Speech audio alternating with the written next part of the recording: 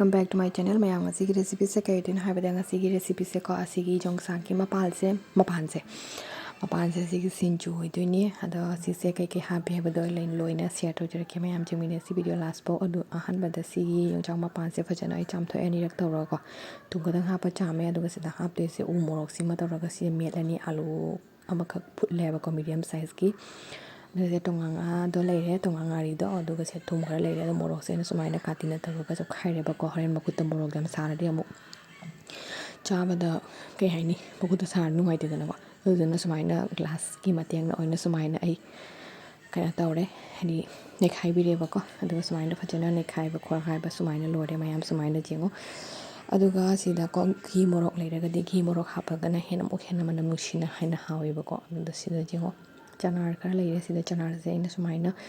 akang bani ba ko sida sumaina ngawri ni hani hafet muli torpoi da alu ka alu lau thoga sugai do ni ba aduga sida ina fajana si se ngawre mayam aduga sigi chanar gi bahota motor hapa su jani aduga animak kai haini animak mix toraga hapa su jai mayam pamani ba ko adu se chanar li bani na khoi chanar oina hape aduga sumaina chanar se ngawbu lorega ko aduga shure ko na makup haidi jamna ka haina kup te bido adu mai to do ni ba aduga sida alu kai kra se ne khaire aduga sida khami keno se phadigom so hape phadigom se ko sumaina mix tawre ba ani ma ko pula punna loi punna ma khana phadigom se hapa han ba sumaina keno sing se keno gi mana sing se hapa sumaina mix to sele adu mix to bolo rega last ta mo phadigom se chai do ni mayam adu han ba gi oina si se na phajana mix to ni ba ko sumaina phajana mix tawre mayam adu si se alu khatang jamna hendo khare mayam khatang alu khatang likna hapi o adu sigi masai chanar su do adu sumo hape adu ga sumaina mo phajana mo ne khai bire adu sumaina laddu tharaga jengini laddu phajana tare ke na alu gi chang ne hel labni na ko adu alu hapa gi maram di magi kai gumba phakam bagi chang le su phak pai chang do wale dana ko du gini adu mayam se leire loire met pakhot pa loina singju se loire singju kam amet pizza thamale se jengo mayam aduga sumaina ngasigi kai haini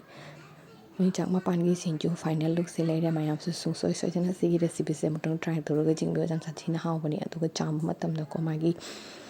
kaino gi chang do thum kadang happy bata ba du di phakpa gi chang do ka heno hende ba ko wale ba aduga mayam matak ta musmaina fadi gom se kara kara jai challe aina jengo aduga u moroki mohutta mayam na morok kang bana chaning bale daga so du morok kang bo cho happa jai ke sukai de ba ko morok ate ko mel su jai adu ngasi ni mata se le jere ge mayam mathang do mo no video mayam pura lak chere ge se ni bye bye